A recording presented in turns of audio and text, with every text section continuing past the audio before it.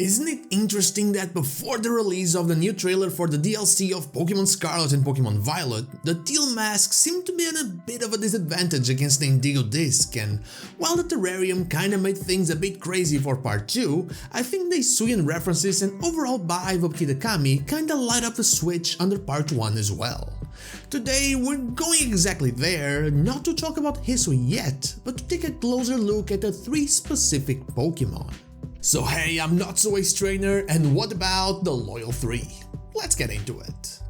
The Loyal 3, as you probably know, are Okidogi, Fezandipiti and Munkidori. They will be very important in the DLC for Pokémon Scarlet and Pokémon Violet, and will likely be the key to defeating Ogerpon. Just to quickly go over something that we've talked about 1,000 times, this DLC part will be inspired on the Momotaro folktale, where a pheasant, a dog and a monkey help a boy defeat the ogres that are terrorizing his village. This is basically confirmed not only by the whole design of these 4 Pokémon, but also by this board right here that shows a boy together with the 3 Pokémon chasing what is very likely Ogerpon away.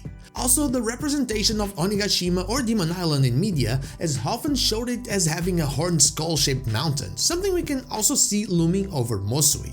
And so, these 3 Pokémon will be helping us out in our quest to defeat Ogerpon, but how exactly will they be helping us? My first thought was, well, we're gonna catch them in order to fight Ogerpon, but that doesn't feel a lot like helping, but more like, you know, they're the key to enter a specific area.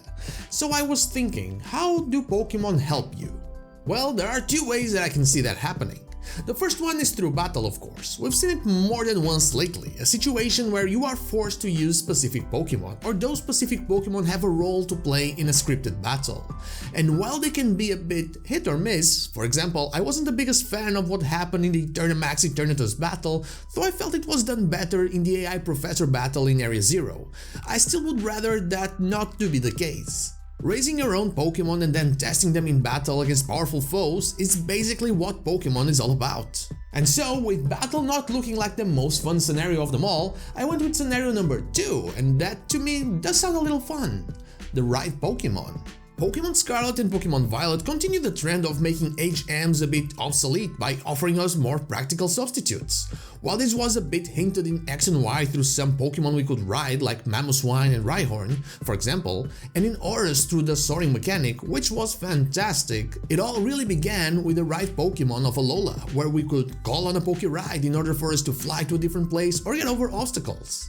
The next few games would see something similar with Let's Go while having the secret techniques, also letting us ride different Pokémon, and with Legends Arceus taking this to a whole new level with how right Pokémon became a key part of the gameplay. The transitions were seamless, and it was incredibly fun to just soar on Hisuian Breviary and then hit the ground and ride away with Weirdeer. We all know how this worked in Pokémon Scarlet and Violet, with our legendary Koraidon or Miraidon slowly becoming more powerful and gaining new abilities that let us reach what we couldn't reach before. But if our legendary has all of those powers already, why would we even need the Loyal 3? What could they do that we can't do already?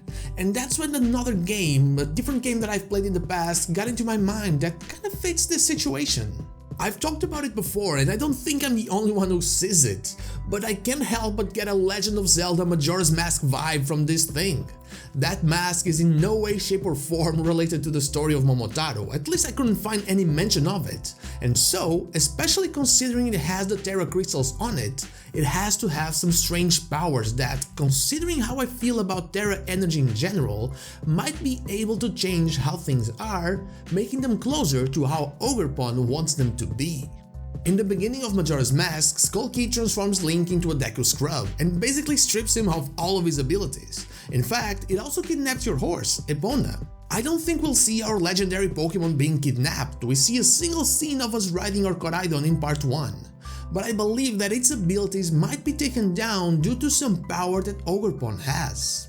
It could simply be a power that prevents you from using its abilities, you know, the Herba Mystica abilities, while you're close to its domain, to Ogerpon's domain. So you can still, you know, do the same things you used to do in Paldea. I'm assuming you can still travel there. But anyway, here's where the Loyal 3 come to the rescue. I still have my doubts on if we're looking at their final forms or if they'll have some kind of interaction with the mask. I wouldn't be surprised if those 3 bright colored masks we see in the festival stands are referring to their actual final form, or masked form, something that I as well as many others have speculated in the past. So you would have to gain their trust, and slowly you would be able to use them as right Pokémon. You can still ride Koraidon, so you can move at a faster pace, although not at your fastest pace. But Okidogi could maybe climb, it looks pretty strong. Munkidori could maybe jump higher than usual, and Fezandipiti could be your sword mechanic. I could even see this differently, with Okidogi actually grabbing us like Machamp in Gen 7 and running faster, and Munkidori actually being the climbing one. After defeating Ogerpon, our legendary ride would go back to normal, making Aldea, Kitakami, and eventually the Blueberry Academy work the same. And while I admit that we'll very likely see a scripted battle, they absolutely love those lately, I hope that the build up to it just works in a different way, something like what I just said. These 3 animals traveled with Momotaro, and through their respective strengths and abilities, they got through the obstacles along the way until they had the final showdown with the ogres in Onigashima.